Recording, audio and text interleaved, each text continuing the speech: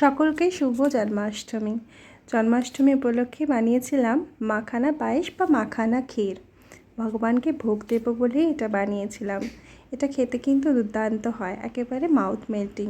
আপনারাও ট্রাই করতে পারেন। তো কিভাবে বানালাম দেখতে থাকুন। এটা বানানোর জন্য প্রথমেই আমি একটা প্যানের মধ্যে একটুখানি বাটার দিয়ে দেবো মেল্ট হতে।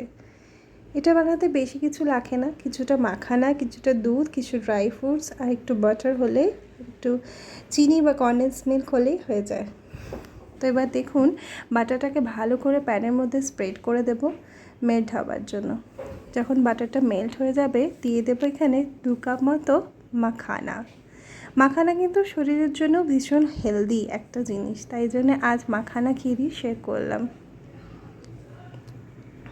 আর এই মাখানা কৃষ্ণ ভগবান খেতেও খুব ভালোবাসেন, মাখানার পায়েস বা ক্ষীর।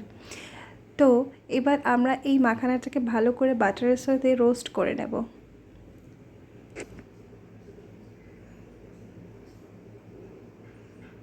যখন এই মাখানাটার থেকে একটু সুন্দর স্মেল বেরোবে তখনই বুঝে নিতে হবে যে হালকা হালকা মাখানা রোস্ট হয়ে এসছে।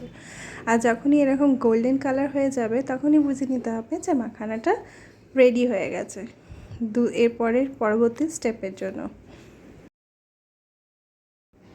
এবারে এই রোস্টেড মাখানার মধ্যে দিয়ে দেবো আমি 1 কাপ মতো গাঢ় দুধ।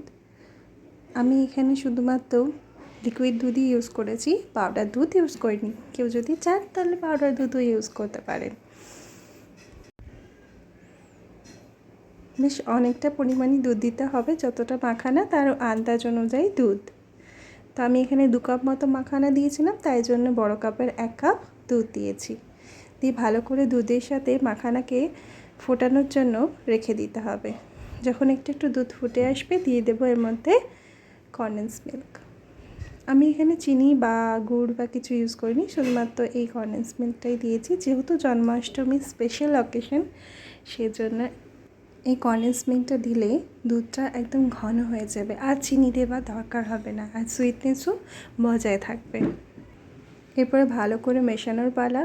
মেশানো হয়ে যাবার পরে কিছুটা আঁচ বাড়িয়ে বয়েল হবার জন্য রেখে দেব।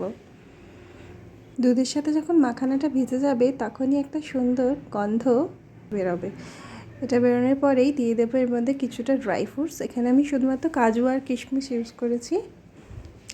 দিয়ে ভালো করে নাড়াচাড়া করে একটু ঘন হলেই বুঝে যাবেন আপনাদের মাখানার পায়েস তৈরি।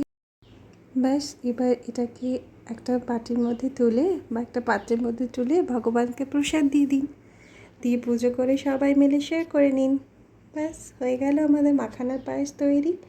খেতে কিন্তু এটা খুব ভালো হয়, ট্রাই করে দেখবেন।